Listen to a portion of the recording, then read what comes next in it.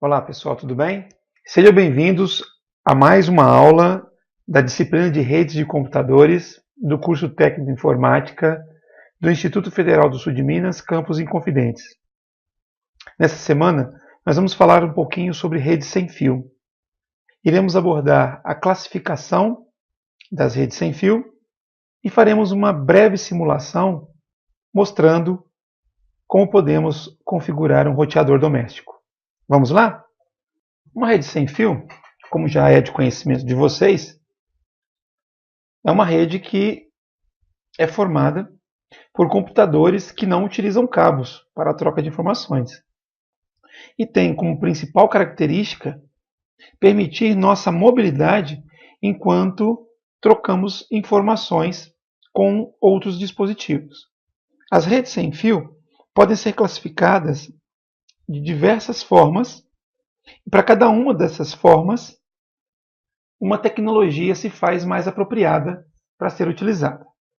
A classificação que eu vou mostrar para vocês diz respeito ao alcance em que os pares que se comunicam podem estar uns dos outros. Assim nós temos as WPAN, Wireless Personal Area Network, ou rede sem fio de área pessoal. Esse tipo de rede opera numa distância de poucos metros e tem como principais tecnologias o Bluetooth, o infravermelho e o Wi-Fi Direct. Em seguida, vem as WLANs, Wireless Local Area Network, ou rede local sem fio. Elas operam a distância maior do que as WPANs, como uma sala, uma residência, um escritório e mesmo o ambiente de um campus universitário. Utiliza como principal tecnologia a transmissão de rádio, que pode ser feita de maneira direcional ou não direcional. E nessa categoria destaca-se o padrão I3E 802.11, popularmente conhecido como Wi-Fi.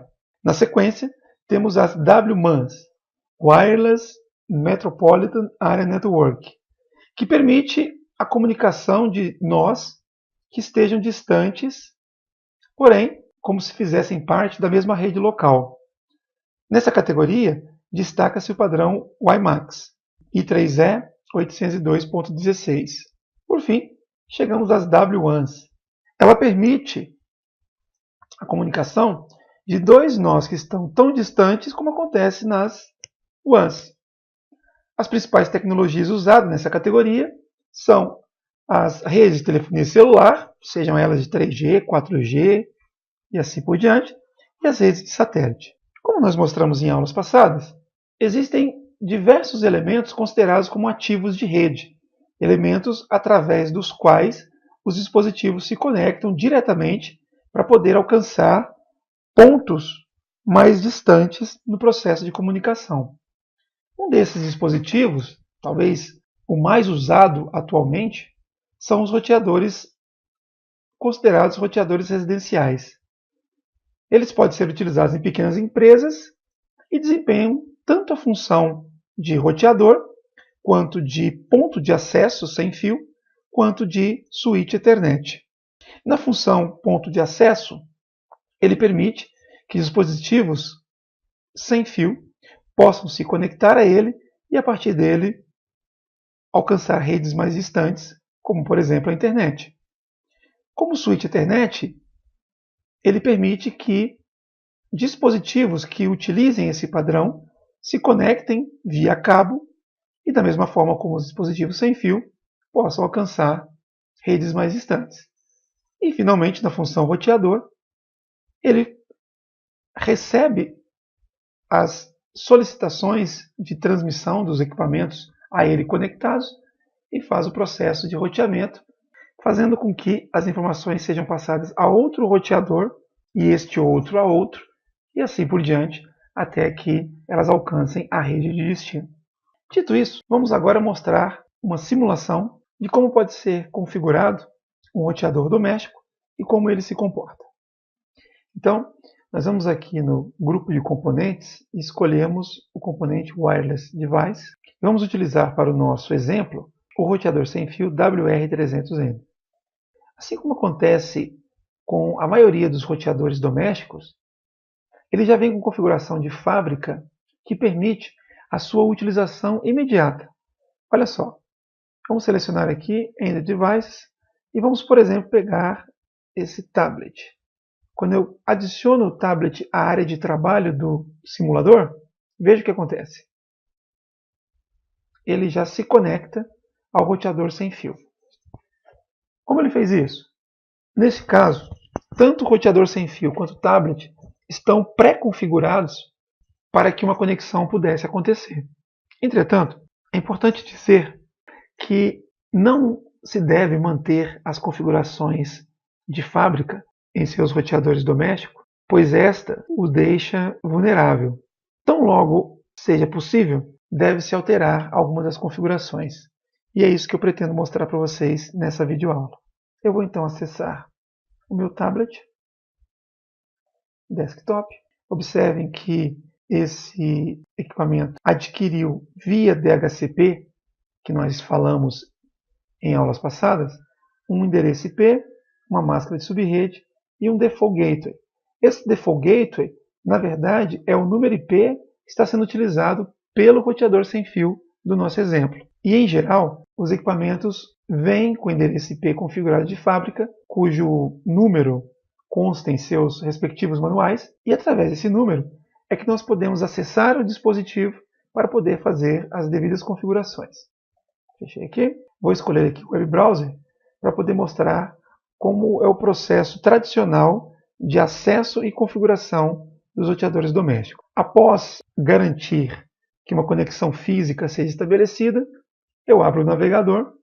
No caso de uma máquina real, poderia ser qualquer navegador, Chrome, Mozilla Firefox, Internet Explorer, Edge ou qualquer outro. E digito o número IP do roteador. Normalmente é solicitado o nome de usuário e senha para poder acessar. E, em geral, também o nome de usuário é admin e a senha ou será em branco ou então também será a palavra admin. Ok? E eu estou diante da interface de configuração deste roteador. A forma na qual as informações são apresentadas para vocês podem variar de um fabricante para o outro, mas basicamente nós devemos nos atentar para os mesmos aspectos, seja qual for o modelo do seu roteador. Nessa primeira parte, nós temos as configurações de internet, ou seja, a maneira na qual este roteador irá se conectar à internet. Neste exemplo, está no modo automático. As configurações de rede local. O número IP utilizado por este roteador na rede local, com a sua respectiva máscara de subrede. E neste exemplo, uma seção de configuração do serviço DHCP, que nós mostramos em outra aula, porém utilizando outro dispositivo. Então percebam que este roteador, como acontece na maioria dos casos, já possui um servidor DHCP habilitado. Neste caso, o primeiro endereço IP a ser oferecido para a rede é constituído do prefixo de rede configurado para o roteador, e nesse caso aqui, com o final 100. Ou seja, o primeiro dispositivo que solicitar endereço IP para esse roteador irá receber o endereço 192.68.0.100. Aqui, o número máximo de dispositivos que poderá receber endereços IP a partir desse roteador, e com essas duas configurações ele exibe para nós o intervalo de endereços que poderá ser atribuído aos dispositivos que fizerem solicitação. Opcionalmente, nós podemos informar o número IP de um servidor de DNS que será atribuído aos dispositivos que solicitarem endereço IP automaticamente. Bom, essa questão de configuração de servidor DHCP nós já falamos. Então nós vamos nos atentar para aquilo que é novidade nesta aula. Vamos clicar aqui na opção Wireless e observar algumas configurações. Aqui, uma coisa importante. O nome da rede, tecnicamente, o SSID. O SSID é aquele nome que é exibido quando nós ativamos o nosso Wi-Fi e localizamos as redes sem fio disponíveis ao nosso alcance. Então, o nome padrão que é exibido aqui é a palavra default. Eu posso alterar, por exemplo, para aula. E aqui embaixo uma coisa interessante, SSID Broadcast. Essa informação, também presente em muitos roteadores domésticos, permite que você mantenha habilitado ou esconda a exibição do SSID do seu roteador. Isso pode ser utilizado como um mecanismo de segurança para evitar que usuários acessem indevidamente a sua rede sem fio.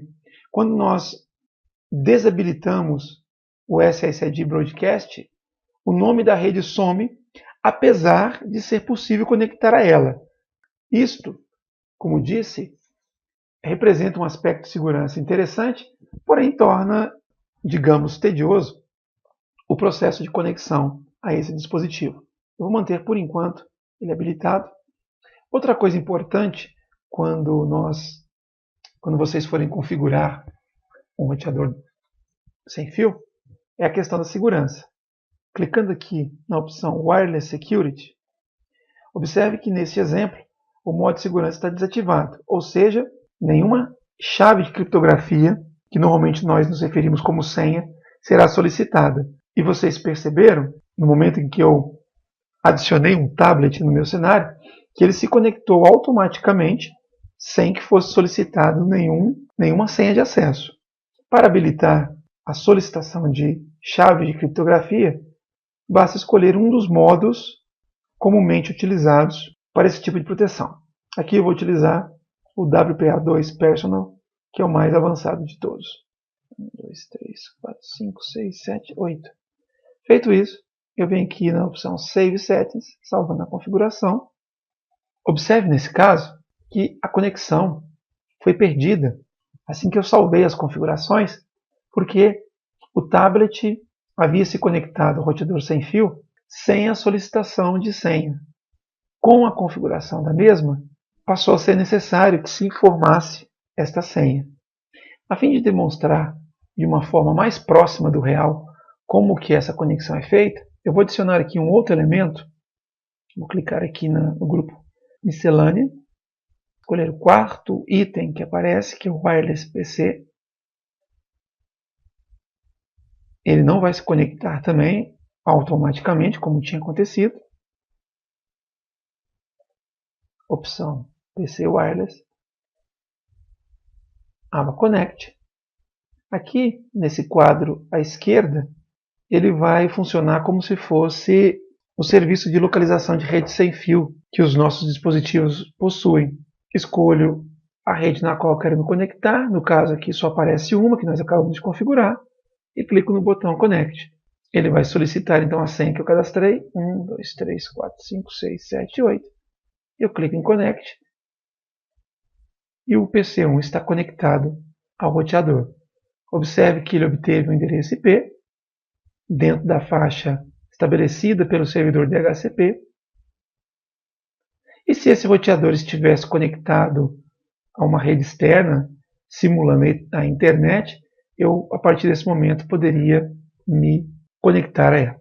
Bom, pessoal, nessa demonstração, o objetivo era mostrar o básico da configuração de um roteador.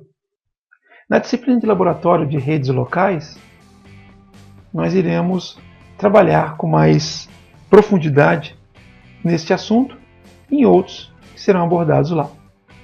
Um abraço e até a próxima aula.